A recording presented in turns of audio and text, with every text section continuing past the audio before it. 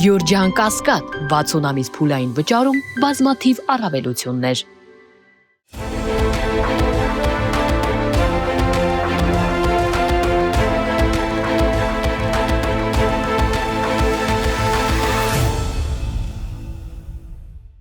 Բարև ձեզ, Մեդիա Hub-ի հարգելի հետևորդներ, այսօր Մեդիա Անալիտիկ հաղորդման իմ հյուրն է պատմաբան հրապարակախոս Ռուբեն Վարդանյանը։ Բարև ձեզ, պարոն Վարդանյան։ Բարև ձեզ, պարոն Կարապետյան։ Շնորհակալ եմ հրավերքս ընդունելու համար։ Ես եմ շնորհակալ։ Եվ այսպես ԿՊԱ-ական մի անհայտ պատգամավոր կա, որի անունը թերևս շարժ է ասել, որովհետև ոչ մեկին այդ անունը ազգանը որևէ բան չի ասելու, որովհետև իր ամբողջ գործունեության ընթացքում պատգամավորական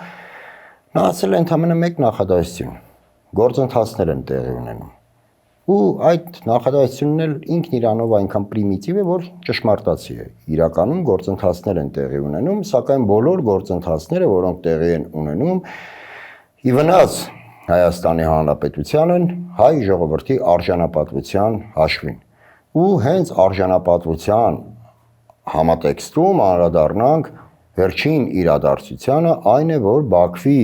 դատարանի կողմից ցմահ ազատազրկման ենթարկվեցին Արցախի նախկին նախագահ Արայիկ Հարությունյանը, ԱԺ նախագահ Դավիթ Իշխանյանը, Պաշտպանության բանակի նախկին հրամանատար Լևոն Մնացականյանը, ՊԲ հրամանատարի տեղակալ Դավիթ Մանուկյանը,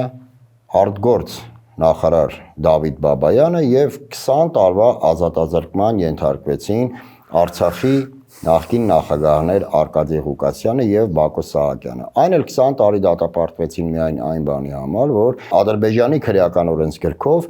65 լրացած մարդկանց չեն դատապարտում ցմահ ազատազրկման, սակայն խոշոր հաշվով հավասարազոր է ցմահ ազատազրկման։ Դրան հավելենք նաեւ, որ մեր մյուս ռազմագերիները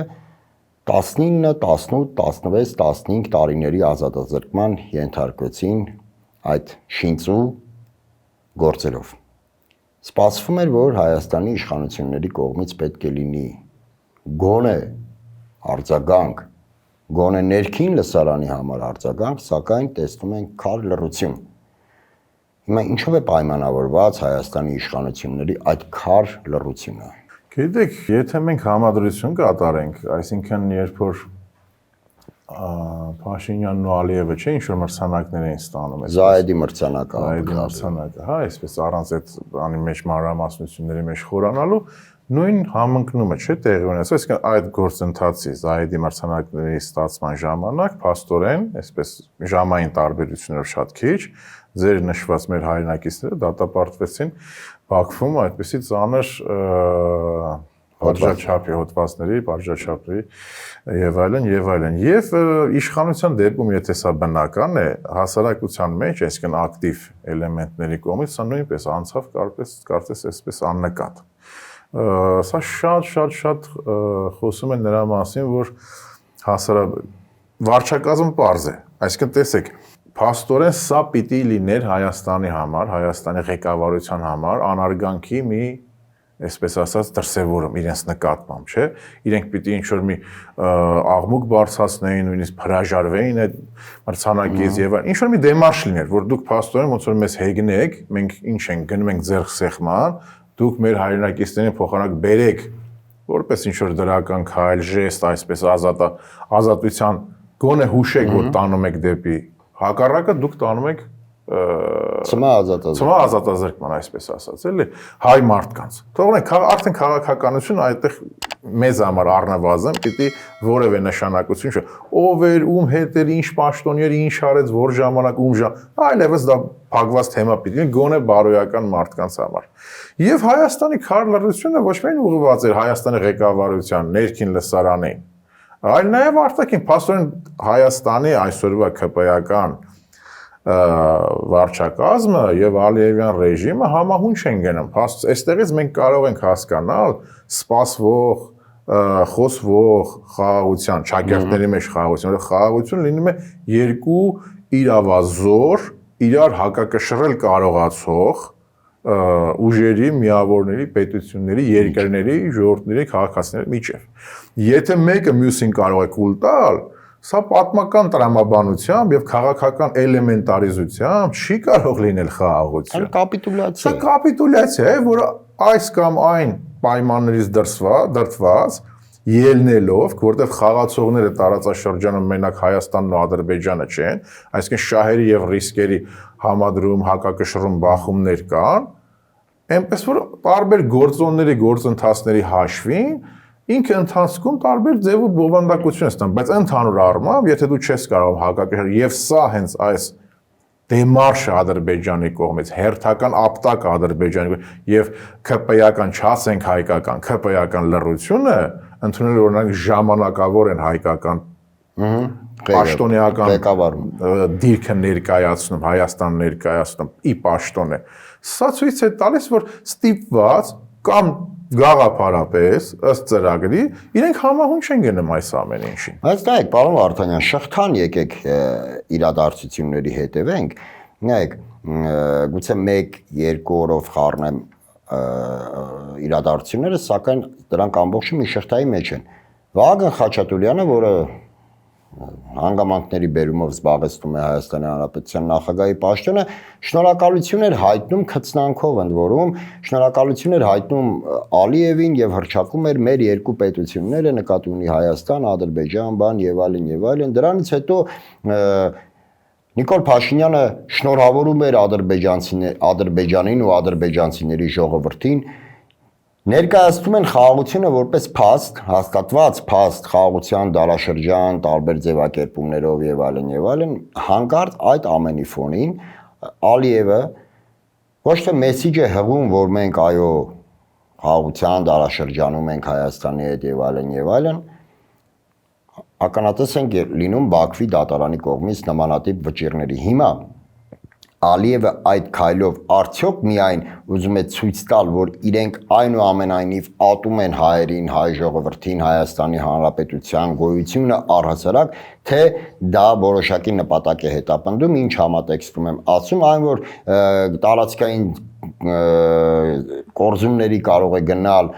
օգտագործելով գերիների հանգամանքը մի քիչ իրատեսական չէ, որովհետև Նիկոլ Փաշինյանը առանց այդ էլ տալիս է այն ամենը, ինչ ցանկանում է Ալիևը, հետևաբար հերթական կոմպրոմիսը որևէ դեր չի խաղա։ Այստեղ առաջանում է ընտրությունների հարցը։ Արդյոք չեք բացառում, որ ընտրությունների պաշտոնական քարոզարշավի ժամանակահատվածում գուցե մենք տեսնենք մեր գերիների, որոշ գերիների վերադարձին, իհարկե միանգամայն պետք է ուրախ լինենք, անկախ հանգամանքներից պետք է ուրախ լինենք նույնիսկ մեկ մարդու վերադարձով, սակայն արդյոք չի կարող Ալիևը որպես նախընտրական նվեր մատուցել Փաշինյանին, որպեսզի նա կարողանա այդ ամենը օգտագործել իր վերարտադրության հետ կապված։ Եթե վերջից գանք, ձեր հարցադրումների, իհարկե կարող է եւ բնականաբար հանգամանքները այստեղ որևէ դեր չեն խաղում, մեկ եւ բոլոր մեր գերիներին տա Աստված, Փառք Տիրոջը, շուտ ապույտ, ազատություն եւ վերադարձ իրենց ընտանիքներին, հայրենիքին կամ այնտեղ, որտեղ իրենց համար ամենալավ տեղը կլինի։ Ձեր ասածը իհարկե շատ հնարավոր է, որովհետև այդ խաղը, այսպես ասած, Ադրբեջանի կողմից որոշակի մատուցումներ առ ԿՊ-ն, որ նախընտրական փուլի շրջան ակտիվանա, հնարավոր է ակտիվանա, այսինքն մենք նրա նախանշանները հիմա տեսնում ենք տարբեր սոցիալական, տնտեսական առումով, բայց հարցը եթե կոնկրետ վերցնում ենք այս օրերի կատարվելիքին, սա ընդունելով մրցանակաբաշխման համընկնումը, որից հետո իդեպ, եթե ես չեմ սխալվում, հայկական կողմից ասես, որ մենք Ադրբեջանի հետ մտնում ենք խաղաղության վերջնական փուլ, եթե չեմ սխալ, նույն հնչել է այս օրերին։ Սա ապտակ էր, ֆիքսենք սա։ Ինչ կանի հետո Ալիևը, այդ ժամանակ մենք ֆիքսենք։ Ձեր ասածը հնարավոր է, միանշանակ հնարավոր է, ենթադրելի է, եւ այլն։ Գալով սկզբից ձեր ասած մարդու մասին, որ զբաղեցնում է, ինչպես դուք ասեցիք, նախագահի պաշտոն, նախ պետք է խոսենք, որ մի տեսակ ինձ համար, ձեզ համար, ինձ համար շատ անսովոր է եւ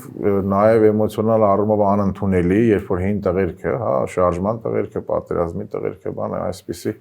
վարքագիծ են դրսևորում, հատկապես նոյեմբերի 9-ից հետո 20 թվականին։ Ցավալիորեն Վահագն Խաչատրյանը միակը չէ, որ այդ վարքագիծը դրսևորում է։ Իհարկե, դրա համար ես ասացի տղաները,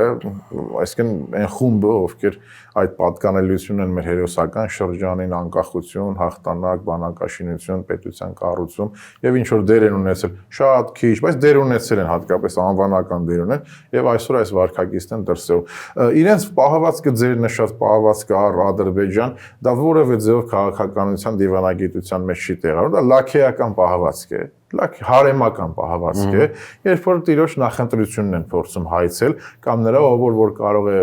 ինչպես ուզի ինքը քեզ հետ այդպես վարվի, փորձելով ամեն ինչ անել հրապարակայինորեն, այդպես մեղմացնելու բաներ, բայց դա երբեք պատմության մեջ չի աշխատել։ Այսինքն մենք ֆիքսենք, եթե դու քեզ չես կարող պաշտպանել, ինչ որ մեկը քեզ պիտի պաշտպանի։ Եթե այդ մեկն էլ չկա, որ քեզ չի պաշտպանելու, ուրեմն քեզ հետ վարվելու են այնպես, ինչպես ուզեն, երբ որ ճիշտ գտնեն։ Այսինքն, նայեք, գալով գերիներին Ալիևը ինչ հաղթաթուղթ ունի կամ այսպես ձերքին ինչ առավելություն ունի, հա, երբ նա բաց կթողնի գերիներին, ձեր ասած նախընտրական տարբերակում, բ ինքը կպահի, ասենք, ինչ որ ավելի իր համար պետքական ինչ որ իրավիճակի ժամանակա, եթե որևէ մի գերտերության ղեկավար պնդի, որ իրեն պետք է այդ մարդկանց ազատելը, նա դա կարող է մատուցել որպես այդ բարեկամքի ժեստ արտավյալ առաջնորդը եւ Հայաստան երբ որ կարողանա հասնել այնպեսի առավելության որ ինքը ձեռք կբերի մի բան որը փոխանակման ենթակա կլինի այդ ժամանակ այդ մարդիկ կազատվեն հակառակ դեպքում Ալիևի համար իմաստ չունի մարդկանց բաց թողնելը եթե նույնպես տեսնեմ որ Հայաստանում առանց այդ մարդկանց ազատելու ընտրությունները նորմալ են ընթանում միգուցե այդ քայլին չգնա բայց հուսանք որ գոնե այսինքն մենք ներողություն մնացել ենք կախվածության մեջ մի բանից, որը մեզանից կախված չի։ Այսինքն ինչ կորոշի Ալիևը, ոնց կորոշի Ալիևը։ Բացառապես հիմքում ունենալով իր շահը, այսինքն այստեղ գործոնը ոչ թե Հայաստան, Ադրբեջան այդ գործընթացներն են, որոնք միտված են վերջնական խաղաղությանը, այսինքն այս պարագայում Հայաստանը չի ամենևին որոշում եւ որևէ ազդեցություն չունի նույնիսկ խաղաղության գործընթացի վրա։ Այո, մի հանգամանքում էլ կարող է Ալիևը գերիներից ոչ իհարկե բոլորին այլ 1, 2, 3-ին բաց թողել պայմանավորված ԱՄՆ փոխնախագահի այցով Հայաստան, որովհետև մոտ 2 տասնյակ հայկական կազմակերպություններ դիմել են ԱՄՆ փոխնախագահին, որպեսզի նա միջնորդի մեր պատանդների ազատ արձակման համար եւ չի բացառվում որ Ալիևը որպես ժեստ Միացյալ Նահանգներին ոչ թե միտված խաղաղության գործընթացին այլ որպես ժեստ Միացյալ Նահանգներին թույլատրի որպեսզի մեր պատանդներից 1-2-ը վերադառնան հայրենիք այսինքն կրկին ծառայեցնում է իր քաղաքական շահերին բնականաբար, բայց նաև ձեր ասած Վենսի այցի հետ կապված էլի մեր գործոն այնտեղ չի երևում։ Այսինքն փլուզված լինելու եւ մնալով փլուզված պաշտպանության եւ անվտանգության համակարգը, որ այդպես էլ 5 տարվա մեջ չի վերականգնվել, մենք գործոն ենք մնացել միայն մեր տարածքի շնորհիվ։ Այսինքն կա կիլոմետրաժ որը ունի տվյալ ղեկավարությունը, նրա պետական սահմանների ներս եւ սահմաններին, որոնք տարածքի տրամադրման առումով, այդ, ասենք, ճանապարհներ, չգիտեմ, տավուշումն է, սան է եւ այլն,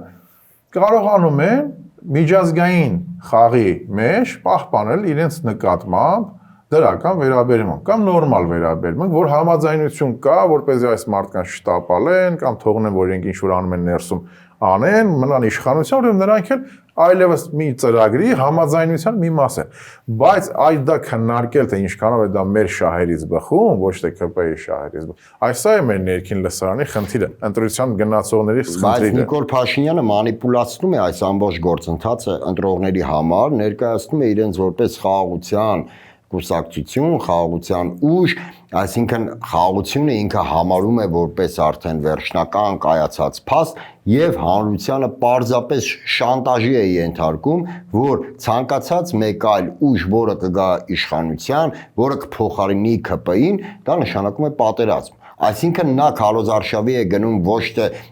ինչ-որ գաղափարական, քաղաքական ծրագրերով եւ այլն, այլ պարզապես շանտաժով։ Մենք մնում ենք, բերում ենք խաղաղություն, մենք հեռանում ենք, մեր փոխարեն գալիս է պատերազմը։ Հիմա որքանով ի վերջո կարդարացնի այդ գործելավոճը, շանտաժը, ահաբեկումը հանրությանը։ Դե տեսեք, դեռ որ արդարացնում է։ Ինչի եմ ասում, եթե մենք գնանք նրան, որ մարդիկ դատապարտվեցին եւ Հայաստանում կարծես թե ոչինչ տեղի չունեցավ, ոչ մի բան, այսինքն ինչ որ Բացի լրատվական, բնական բացի լրատվական, որոնք տվեցին նայեք, երբ որ Նապոլեոնը մահացավ, Տալեյրանը ասեց սա լուր է, այլևս սա լուր է, ոչ թե իրադարձություն։ Դա իհարկե իր տեսակետն է, բայց ես օրինակ եմ բերում պատմական այս ասվածը։ Երբ որ մարդիկ դատապարտվեցին, մենք ինչ տեսանք, ինչ տեղի ունեցավ։ Ոչ մի բան։ Այսինքն լրատվամիջոցները տվեցին, որ Իսկեն լուր։ Հանրային ցնցում չառաջացավ։ Որևէ հանրային ցնցում չառաջացավ։ Սա նշանակում է, որ Նիկոլը եւ ՔՊ-ն այսպես ածանցիալ ենք ասում, հա, որպես կատարող ինչ-որ կատարածությունների հավաքույթ հաջողել են։ Այսինքն ինչ են իրենք մեզ ասում, ժողովրդին, որ Արցախյան Ղարաբաղյան շարժումը, Արցախյան 94 թվականի գոյամարտը, դա սխալ է, դա ինչ-որ այլ գաղտնի ծառայությունների ստեղծած կծիկներ, դա փաթաթաներ մեր ինքնիշխանության ոտքերին։ Մենք ձեզ ազատեցինք եւ այդ մարդկանցից, որոնց մի մասը հետո կեղեքում էին ձեզ, եւ ասենք Ղարաբաղի խնդրից։ Դուք հիմա խնդիր չունեք, դուք նորմալ, մենք ընդունեցինք, որ 3000-ամյա հայկական Արցախը Ադրբեջանը եւ վերջ։ Այսինքն խնդիրը ինչու՞մն է կայանում, որ մեզ մոտ իրենց հաջողությունը այս կեղծիքի մեջ է, որը հանրության մի մասը տրվելով ինքնախաբեության հաճույքին ընդունել է, մյուս մասը մտածում է դրա շուրջ եւ ինչ-որ իր համար տրամաբանական է թվում։ Բայց այդ նույն հանրության այդ հատվածին, որը տրվել է այդ մանիպուլյացիային, այդ խապկանքին եւ հանրության այն հատվածին, որը մտածում է ու փորձում է ինչ-ինչ տրամաբանություններ գտնել, կամ նա ով ընդունում է այդ վարկածը, այլևս նրանց այդ ինչ-որ ազգային արժեքներից խոսալը մի քիչ ժամանակի վատնում է։ Եթե մարդը ընդունում է, որ Արցախը խոչընդոտել մեր զարգացմանը, մեր ազգային արժեքները խոչընդոտել մեր գոյատևմանը եւ այլն, այդ մարդուն մի քիչ անիմաստ է բացատրել, որ ոչ թե այդպես, այլ միանգամայն հակառակը։ Սակայն այդ մարդկանց մոտ պետք է պատռել Նիկոլ Փաշինյանի դիմակը։ Եթե առաջնորդվում ենք այն կանխավարկածով, որ ըստ նրա Արցախը խոչընդոտում էր Հայաստանի Հանրապետության զարգացմանը, սպառնալիք էր առհասարակ հայ պետականության գոյությանը, եթե նրա տրամաբանությունը վերցնենք քննարկման հիմք, որ Ալմա-Աթայի հռչակագրով արդեն Արցախը տրված էր Ադրբեջանին, այստեղ հարց է առաջանում տրամաբանական։ Եթե դու Նիկոլ Փաշինյան գտնում ես, որ այո, Ալմա-Աթայի հռչակագրով Արցախը վաղուց էր ճանաչվել Ադրբեջանի մաս, ապա ինչու զոհեցիր շուրջ 5000 մարդ։ 44 օրյա պատերազմը առհասարակ ինչու սկսեցիր։ Հենց մեկնարկին ասել մի րոպե, Ալմա-Աթայի հռչակագրով տվել են, վերցրեք Արցախը։ Այսինքն ստացվեց նա 5000 երիտասարդի մատաղ արեց միայն նրա համար, որպեսզի իրացնի իր քաղաքական նպատակները, ռեալիզացնի իր քաղաքական ծրագրերը, որի միակ շարժառիթը վերարտադրությունն ու պաշտոնը պահելն է, չէ՞։ Այո, բայց խնդիրը տեսեք ինչու՞մն է վտանգները կայանում, էլի ժողովուրդը ինքը նյութ է։ Հիմա օրինակ ենթադրենք ընտրություններում փոխվում է կամ իշխանափոխություն է տեղի ունենում, փողոցային, միտինգային տարբեր կամ ընտրություն, էական չի։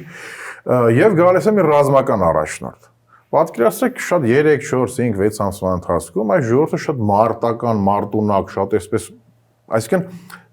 պատմությունը ցույց է տալիս դու ոնց լիցքավորում ես իրեն, ինքը այդպես գնում է։ Ոչ ոք չէր սպասի,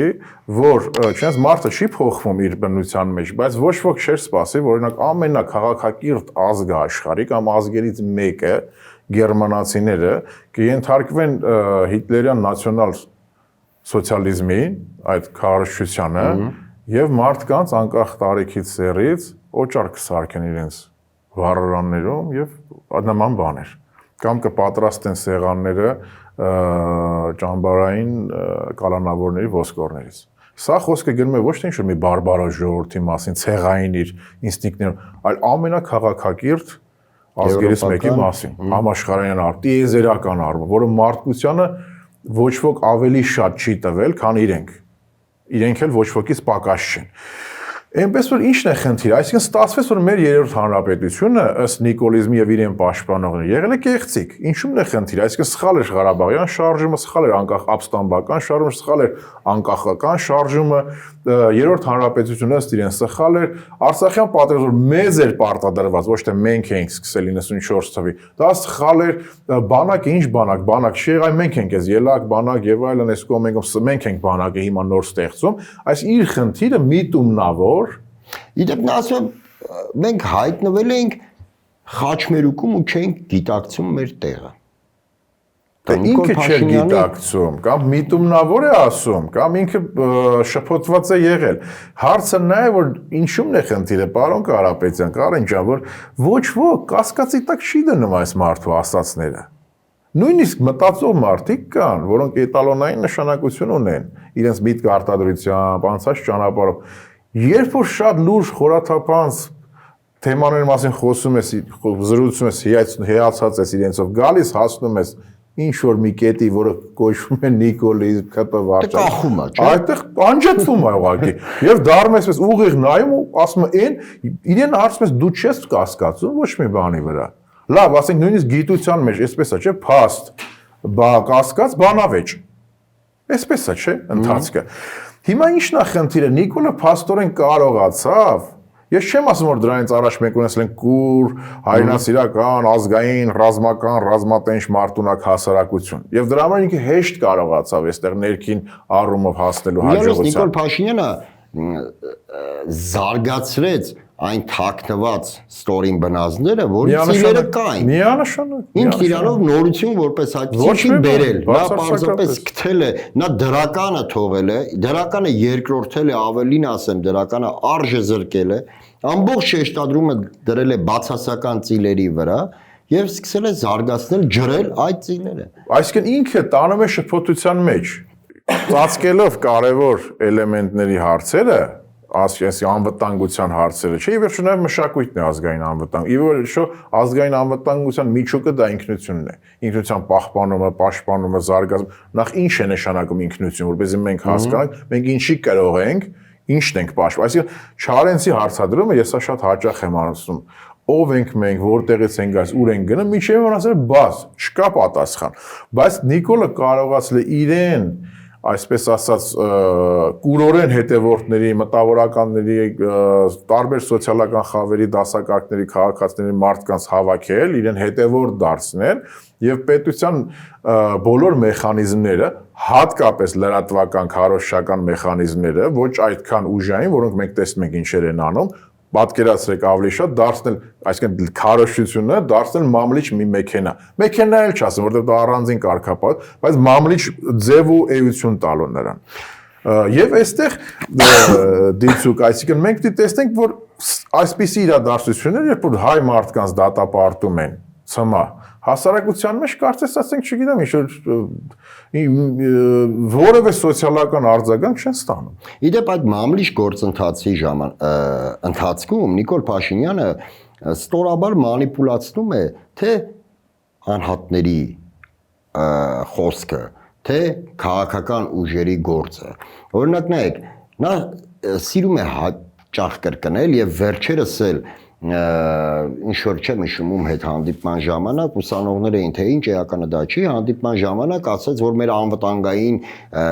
համակարգի կարևորագույն բաղկացուցիչն է որ մենք իմանանք մեր տեղն ու դերը այս աշխարհում այսինքն նա մանիպուլյացիայի ենթարկեց ժամանակին ՀՀՇ-ի այն դրույթներից մեկը, որ մոտավորապես պրագմատիկ քաղաքականության հետ կապված, որ ոտքդ պետք է մեկնես քո վերմակին համապատասխան, սակայն ՀՀՇ-ն երբեք չի ասել, որ ոտքդ պետք է կարճացնես։ Հակառակը համապատասխանեցնելով վերմակին դու պետք է աստիճանաբար գնաս դեպի թե ոտքի երկարացումը, թե վերմակի երկարացումը, սակայն նա նենգափոխում է այնպես, որ փորձում է այդ ամենը տեղավորել մի հատ խղճուկ ինչ-որ ողորմելի կերպարի մեջ եւ նույն համատեքստում նա մանիպուլացնում է նաեւ Վանո Սիրադեղյանի ասածը այն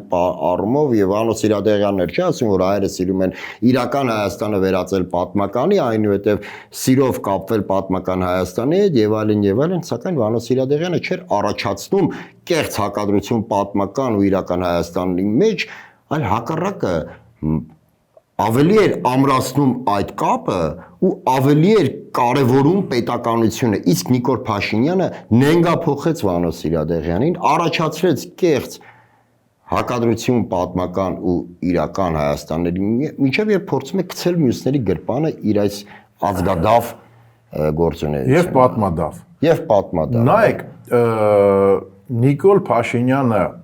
քաղաքական կամ ոչ միայն նաև բնության մեջ ավելի անտիպոդներ, հակասական կերպարներ չկան, քան օրինակ այսպես ասենք Լևոն Տեր-Պետրոսյան, Վանո Սիրադեղյան, Վազգեն Սարգսյան անհատականությունները եւ Նիկոլ Փաշինյան անձը։ Ղարաբաղ կոմիտեն եւ ապա ՀՀՇ-ն Հայաստանի անկախության բերած, Հայաստանի հաղթանակը Արցախում ապահոված եւ պետություն կառուցող կերտած քաղաքական ուժն, այսինքն հաղթած միակ քաղաքական ուժը հաղթանակ ունեցած դա ՀՀՇ-ն է իր ղեկավարությամբ, իր մեծ անհատներով, որոնք գաղափարական առումով Նիկոլը չի կարող իրենց հետ համահունչ լինել։ Սա ինչպես դուք ասեք, կեղծիք է։ Սա մանիպուլատիվ կեղծիք է։ Եթե այդպես է Նիկոլը շատ լավ իրենց գիտի եւ հայկական ժամանակում նրանց մեջբերումներն են անում եւ այլն, այսինքն ինքը Վանոյի այդ միտքը, որը Նիկոլի մտքերի հետ ընդհանրապես կապ չունի, աղերս չունի,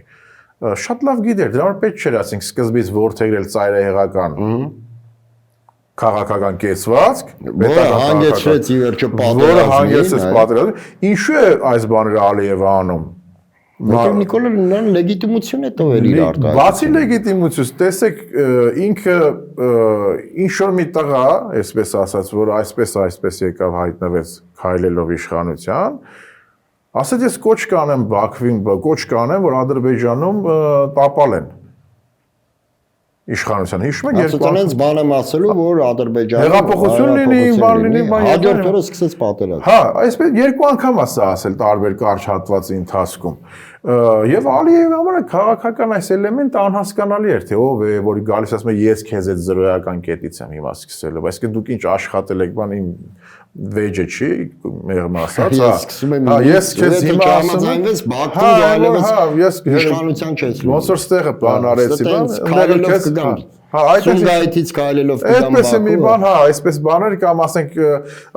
ուզում ասեմ ինքը պրովոկացիոն քաղաքականություն է վարել։ Եվ հիմա Ալիևը պատասխանում է իր, այ մենք այստեղ կգնանք միտեղ մրցանակ ձեռք կսեղմենք նույն ժամին քո հայրենակիցներին ու ստիպված կլինես որպեսզի չստորանաս, քո հայրենակիցներից հրաժար լեգիտիմություն ապահովեց Ալիևին պատերազմ սկսելու, նա էլ միջազգային հանրության կողմից ի վերջո ստացավ քարտ բլանշ։ Այսինքն Նիկոլ Փաշինյանը հա ու զուգահեռ փչացրեց մեր հարաբերությունները մեր միակ դաշնակցի հետ, ձեռք չբերեց եւ ոչ մի դաշնակից Հայաստանի Հանրապետությունը թողեց մենակ միջազգային արենայում եւ հանեց թուրք-ադրբեջանական տանդեմի դեմ ուղղակիորեն, լավ, հələ Պակիստանը մի կողմ թողած թուրք-ադրբեջանական տանդեմի դեմ, այսինքն ստացվում է որ մտածված նա գնաց Արցախի զոհողությանը շուրջ 5000 հայրենիների զոհողությանը Դա միանշանակ, բայց տեսեք, երբ որ Նիկոլ Փաշինյանը ասեցիք ուսանողների հետ հանդիպել է, խոսել է անվտանգության դերից, մեր դերից եւ այլն, պետք է հարց տալ Հայաստանը անվտանգային որ համակարգում է գտնվում։ Այսինքն այս օդից կախված վիճակը ինչի մասին է։ Մեզ տվել են քարտեզ դեպի Եվրամիություն, դեպի ՆԱՏՕ, մենք հստակ գնում ենք դա, թե ցանկություն է ուղղակի որ ներքին լսարանին ասում են տեսեք ցանկություն է դա։ Շուտ են գալիս, ասենք Թրիփն է ներկայացում որպես անվտանգային ինչ որ երաշխիք։ Թրիփը դա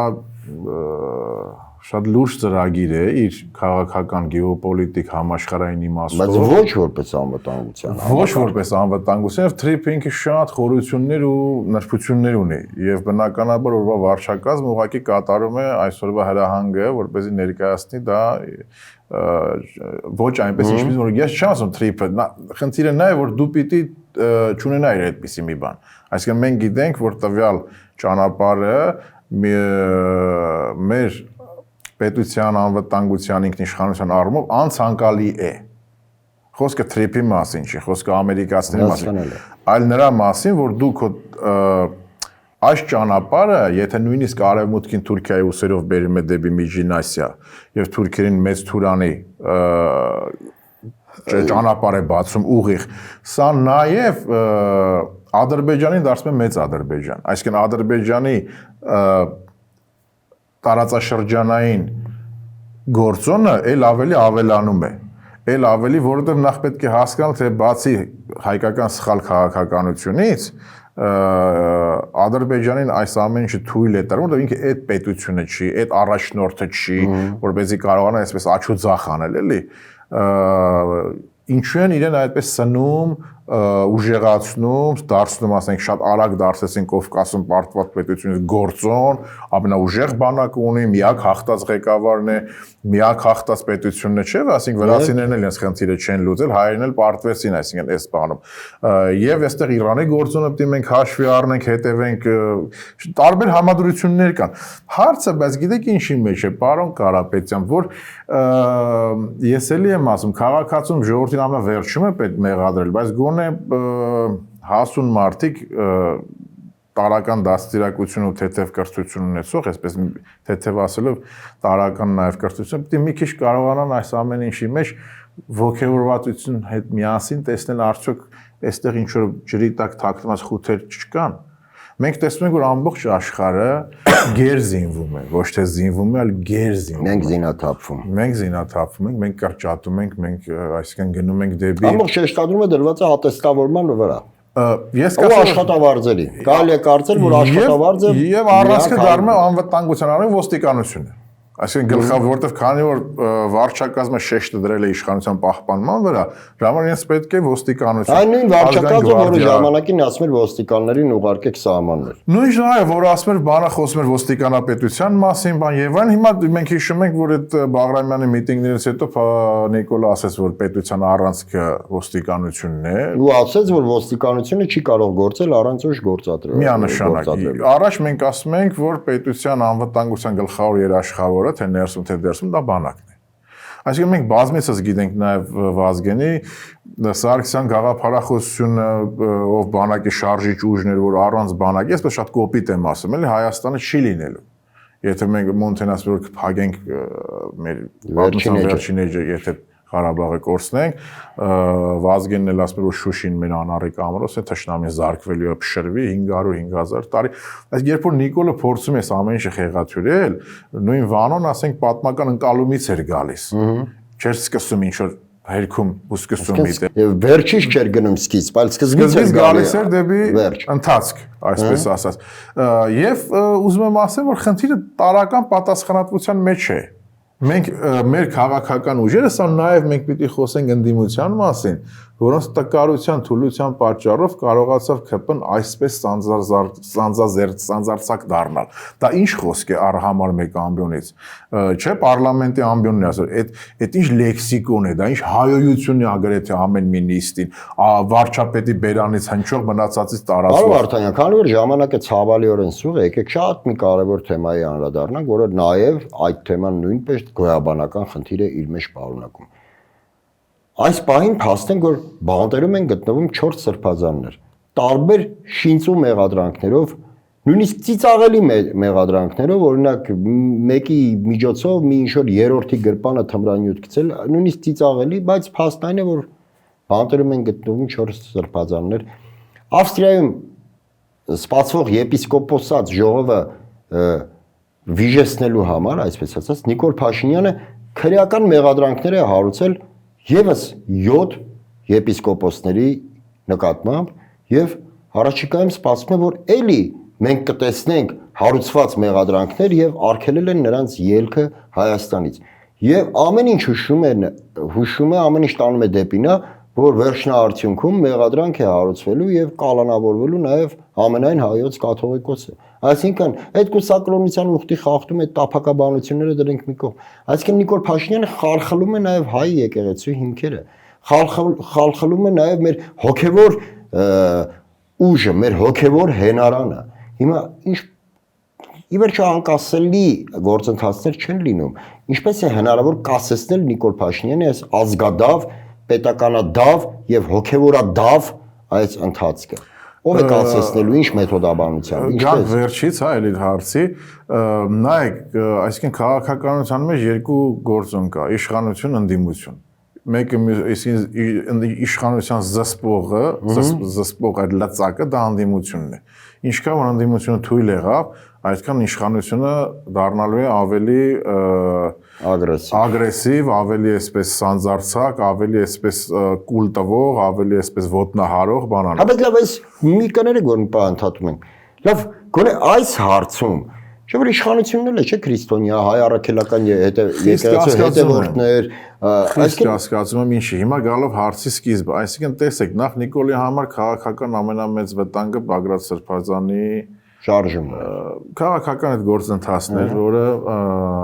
այդ մի քանի օր այդ մասսան հավաքված էր, մասսան մոմենտ, հա, որ ասում են, չէ, հեղափոխության համար ինչն է ապստամբության, քաղաքական լեգիտիմ ապստամբության, սահմանադրության մեջ, այսինքն քանակ եւ ճիշտ պահ ընտրված, մասսան կա մոմենտը։ Օրինակ Լենինը ասում էր, որ 24-ը ուշ է,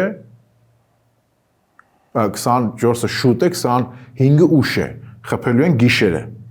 Ավրորայի այդ հածանավի կրակոցի եւ հեղափոխության սկսման մասներ այս հետաքրքիր հանճարեղ ֆրազան էլի եւ դրանից ելնելով նա փորձում է այդ պոտենցիալը, որը եկեղեցուց դուրս եկավ, դարձավ քաղաքական էլեմենտ, քաղաքական գործընթաց, որը չհաջողեց, չեզոքացնի ընդհանրապես։ Ինչ վերաբերում է քրիստոնյա կամ եկեղեցական լինելու համար նախ չեմ ուզում իհարկե այդպես, որտեղ մենք ասենք կարող ենք մարդու մեղքը տեսնել, ապաշխարությունը չիմանալ, բայց համենայնպես հետևելով վարքականոնին, չէ, ասում են իրենց պատուղներից կճանաչեք իրենք փորձում են այստեղ էլ մանիպուլացիոն, թե խնդիրը ընդհանրապես անձանց մեջ է։ Այսինքն կաթողիկոս, եթե այդպես լինի, Նիկոլը նայեք ինքը անդադ ընկնում է թակարդը 18 թվականից սկսած։ Սա թվացial հաջողություն է։ Իր հաջողությունը ոչ թե իր ունակությունների մասին է խոսում, այլ դիմացիների սխալների մասին։ Այստեղ էլ է Նիկոլը ընկել թակարդը։ Այն եպիսկոպոսները, որոնք իրեն են միացել, մեղմ ասած, ըստ տարածված լուրերի, այսպես ասած, մենք չենք տեսել, որպեսզի ասենք, այ ես այնտեղ էի, ոչ մի բանով չեն զիջում, նրանց ինչի մեջ որ Փաշինյանը ԿՊ-ականները մեղադրում են։ Եվ սա արդեն ֆարս է։ Եթե այնտեղ մարդիկ կան իրենց հետ նստած, որոնք հրապարակային իրենց աթեիզմի մասին խոսել են։ Չան էլ թայնույթ ծաղրել են Աստվածաշունչը։ Այդ ծաղրական լեքսիկոնով են եղել, ասենք, այդ մարդկանց իրենք եթե այդպես անհատական հավատքի մեջ հավատա, նախ թող այդ մարդկանց զսպեն կամ հեռացնեն իրենց շրջապատ։ Երկրորդը կրոնավոր եկեղեցական մարդը քաղաքական այսպեսի հակամարտության կամ գործընթացների ժամանակ չի սկսում գնալ պատ, դա լինում է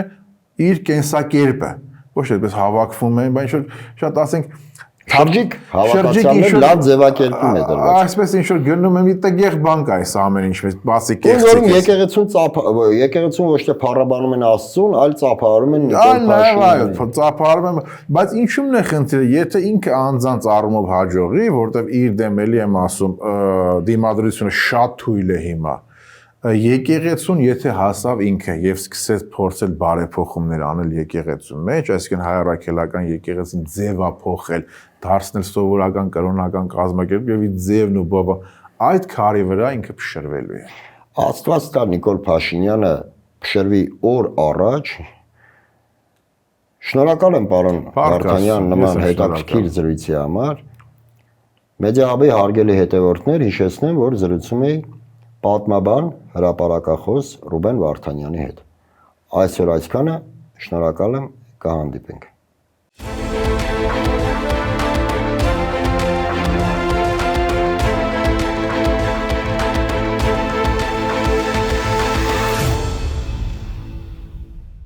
Գյուրջան Կասկադ 60 ամիս փուլային վճարում բազմաթիվ առավելություններ։